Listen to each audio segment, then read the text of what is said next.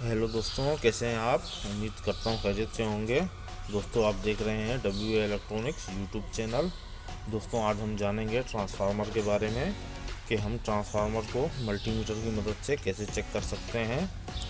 सबसे पहले तो आपको ये पता होना चाहिए व्हाट इज़ ट्रांसफार्मर। ट्रांसफार्मर क्या है गाइस? ट्रांसफार्मर एक इलेक्ट्रिकल डिवाइस है जो कि इलेक्ट्रिकल एनर्जी को एक कॉइल से और दूसरी कॉइल में ट्रांसफ़र करती है विदाउट चेंज एनी फ्रीक्वेंसी। तो इसका मतलब कि ट्रांसफार्मर में दो कॉइल्स होती हैं, एक प्राइमरी कॉइल, एक सेकेंडरी कॉइल। और ट्रांसफार्मर जो है वो इलेक्ट्रिकल एनर्जी को एक कॉइल से दूसरी कॉइल में ट्रांसफ़र करता है बगैर फ्रीक्वेंसी को तब्दील किए हुए। तो ये हमारा ट्रांसफार्मर है। तो इसमें दो साइड होती हैं, एक प्राइमरी एक सेकेंडरी। प्राइमरी साइड वो होती है जिसमें हम वोल्टेज अप्लाई करते हैं, जो इनपुट की पॉइंट होते हैं वो प्राइमरी कहलाती है। और जो सेकेंडरी होती है वो आउटपुट होती है हमारी, जिससे हम अपने रिक्वायर्ड वोल्टेज हासिल करते हैं। For example 220 to 24 volt, 220 to 110 volt, 220 to 50 volt, 60 volt, any जो भी आपकी रिक्वायरमेंट हो उस मुताबिक आप स्टेप डाउन या स्टेप अप वोल्टेज करवा सकते हैं। अमूमन ज़्यादातर चीज़ों में स्टेप डाउन ट्रांसफार्मर्स यूज़ होते हैं। ट्रांसफार्मर्स की दो टाइप्स हैं, स्टेप अप ट्रांसफार्मर और स्टेप डाउन ट्रांसफार्मर। तो चलें आज हम जानते हैं स्टेप डाउन ट्रांसफार्मर के बारे में। ये तीन हमारे पास ट्रांसफार्मर्स हैं। ये हमारे पास एक ट्रांसफार्मर है जो कि मल्टी इनपुट्स के लिए यूज़ कर सकते हैं। ये देख सकते हैं आप H1 H3 H2 H4, ये इसके प्राइमरी के पॉइंट हैं और ये इसकी सेकेंडरी है। जैसा कि आप यहाँ पे देख सकते हैं, इसकी प्राइमरी है 220 230 240। तो इनमें से आप कोई भी इसको सप्लाई दे सकते हैं, 220 230 240 और 440 460 480 भी आप दे सकते हैं।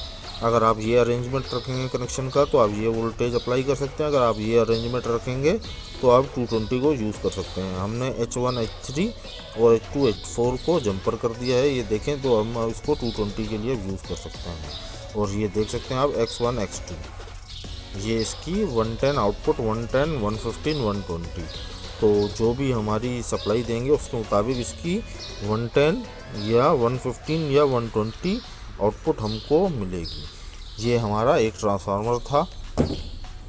ये हमारा दूसरा ट्रांसफार्मर है जो कि 220 टू 24 वोल्ट आउटपुट का है। ये देख सकते हैं आप, ये इसकी इनपुट्स हैं। इसका भी उसी तरीके से अरेंजमेंट है वायर का, और ये इसके आउटपुट के पॉइंट हैं। यहाँ पे मेंशन भी किया हुआ है, इसकी 220 इनपुट है और आउटपुट इसकी 24 वोल्ट आउटपुट इसकी सप्लाई है। जैसा कि यहाँ पे मेंशन किया हुआ है 24, इसका मतलब ये 24 वोल्ट आउटपुट है। और इसकी ये प्राइमरी है और ये सेकेंडरी है। चलें अब बात कर रहे थे ट्रांसफार्मर को टेस्ट चेक कैसे करते हैं। तो गैस, ट्रांसफार्मर को कई तरीक़ों से आप चेक कर सकते हैं। सबसे पहले आप इसकी प्राइमरी की रेजिस्टेंस और सेकेंडरी की रेजिस्टेंस चेक करके इसको चेक कर सकते हैं ट्रांसफार्मर को। सेकंड, आप इसको सप्लाई दे के चेक कर सकते हैं, और सप्लाई दे के इनपुट पे और आउटपुट पे आप मीटर की मदद से वोल्टेज चेक कर सकते हैं। थर्ड, आप जो है इसको सप्लाई दे के आउटपुट पे कोई लोड, लैंप या कोई भी चीज़ जो रिक्वायर्ड उस वोल्टेज की हो, जितनी इसकी आउटपुट है सेकेंडरी की, वो चीज़ आप कनेक्ट करके, अगर आपके पास मल्टीमीटर ना हो तो आप जस्ट प्राइमरी पे इसको वोल्टेज दें और आउटपुट में कोई लैंप लगा दें। अगर आपका 110 का ट्रांसफार्मर है तो 110 का लैंप लगा दें। अगर 24 वोल्ट का ट्रांसफार्मर सेकेंडरी का ट्रांसफार्मर है तो 24 वोल्ट का लैंप लगा के आप इसको चेक कर सकते हैं कि ये ट्रांसफार्मर ठीक है या नहीं। हम सब तरीक़ों से ट्रांसफार्मर्स को चेक करेंगे बारी बारी। और एक और भी तरीका होता है गैस इसकी पहचान करने का, प्राइमरी एंड सेकेंडरी की। जो प्राइमरी होती हैं जितने भी ट्रांसफार्मर्स की, उसकी वायर का गेज जो है वो बहुत ज़्यादा थिन होता है, मतलब पतला होता है। कम गेज की वायर होती है प्राइमरी में, और जो सेकेंडरी वायर गेज होता है वो मोटा होता है।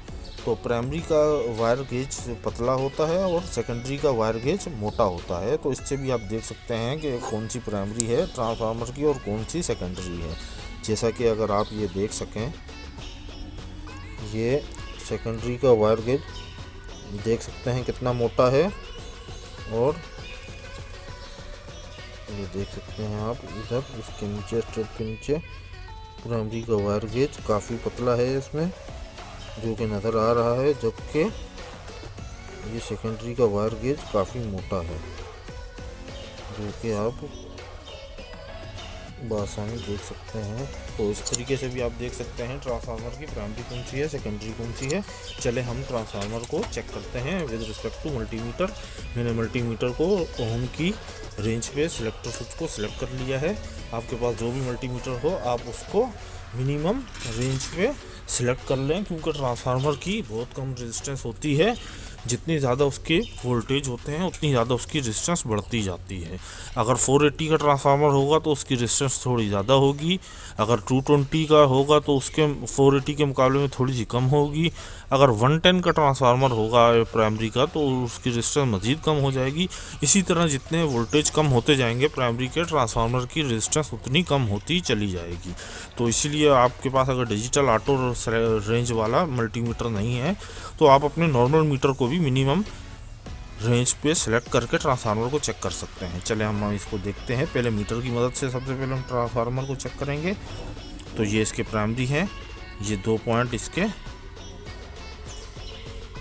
जो कि देख सकते हैं आप 5.57 ओम रेजिस्टेंस आ रही है, मीटर शो कर रहा है, जो कि इसका मतलब हमारा ट्रांसफार्मर ठीक है, ये रेजिस्टेंस आ रही है। अगर ट्रांसफार्मर ख़राब होगा तो हमारी रेजिस्टेंस बिल्कुल नहीं आएगी। और अगर आप इसकी लीकेज चेक करना चाहते हैं कि ट्रांसफार्मर की लीकेज कैसे चेक की जाए, तो एक मीटर की एक लीड आपने एक पॉइंट पे लगानी है और दूसरी लीड को ग्राउंड करना है बॉडी के साथ। और आप देख सकते हैं मीटर कुछ वैल्यू शो नहीं कर रहा, कोई रेजिस्टेंस नहीं आ रही। इसका मतलब हमारा ट्रांसफार्मर कहीं पे ग्राउंड नहीं है, लीक नहीं है, और इसकी प्राइमरी की कॉइल की वैल्यू आ रही है, तो इसका मतलब ये ट्रांसफार्मर बिल्कुल ठीक है।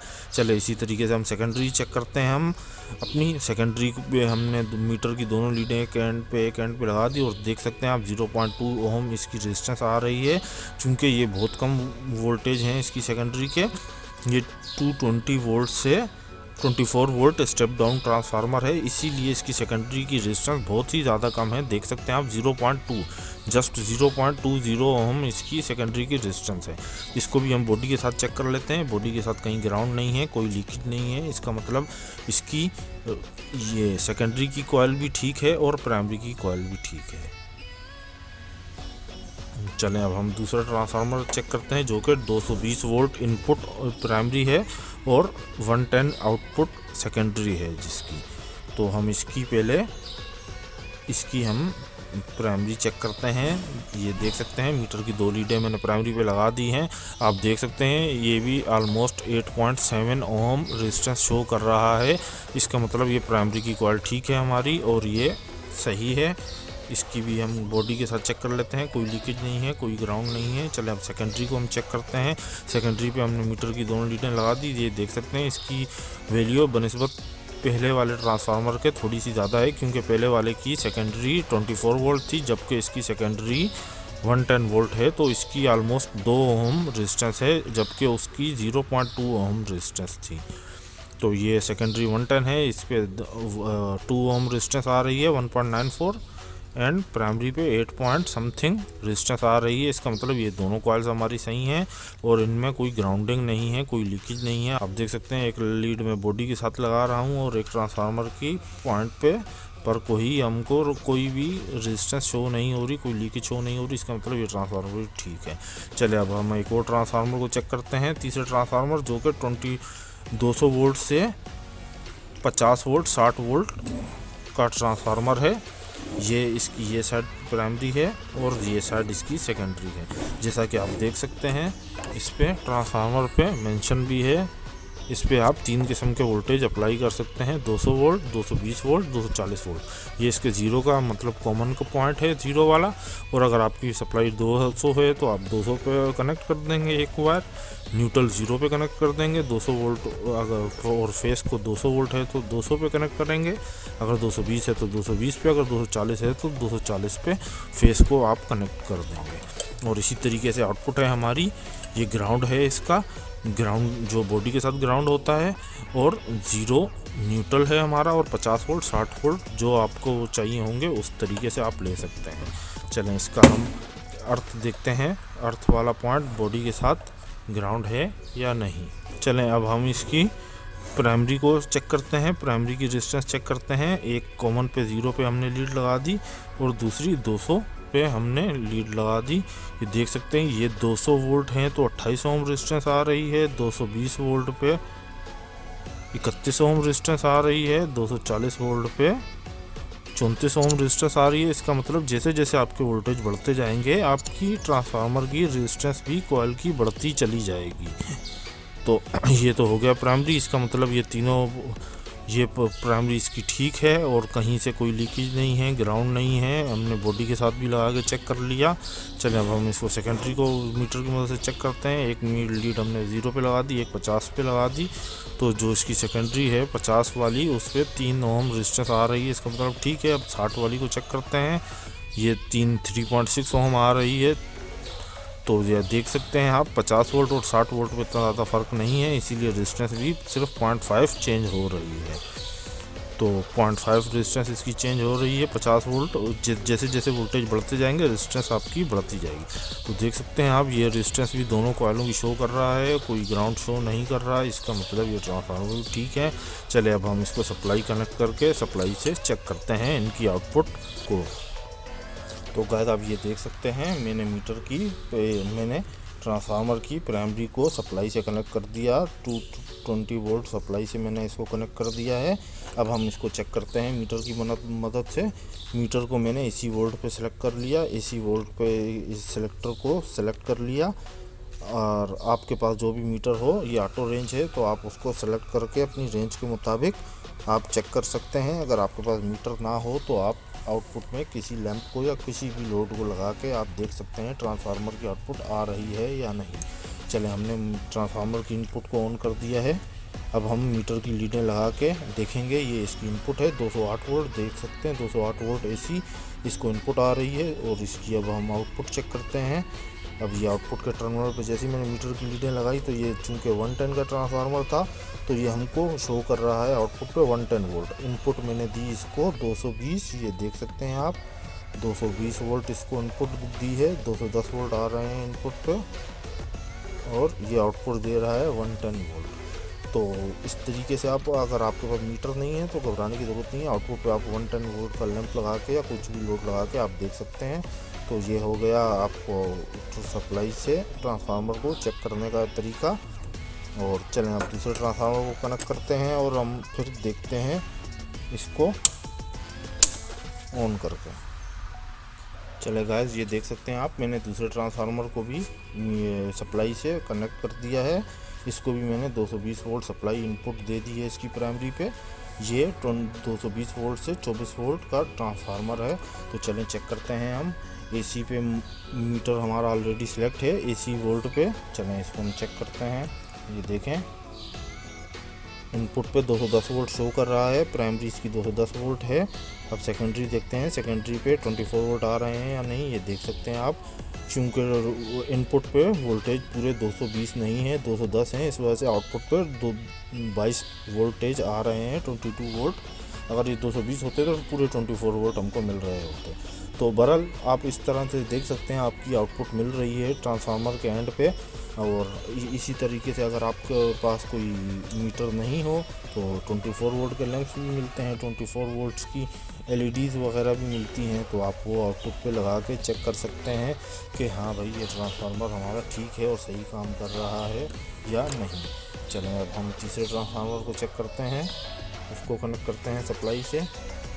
तो गाइस आप ये देख सकते हैं मैंने अपने तीसरे ट्रांसफार्मर को भी कनेक्ट कर दिया है सप्लाई के साथ। और हम इसकी इनपुट देख लेते हैं इनपुट कितनी आ रही है। मीटर हमारा इसी पे सेलेक्ट है, ये 0 का पॉइंट है, ये दूसरा पॉइंट है, देख सकते हैं 210 वोल्ट मीटर शो कर रहा है इनपुट।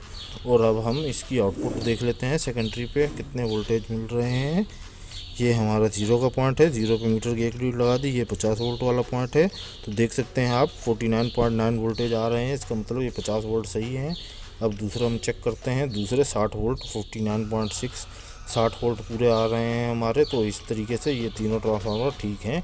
अगर ट्रांसफार्मर ख़राब होगा तो वो आउटपुट में कुछ भी शो नहीं करेगा आपको।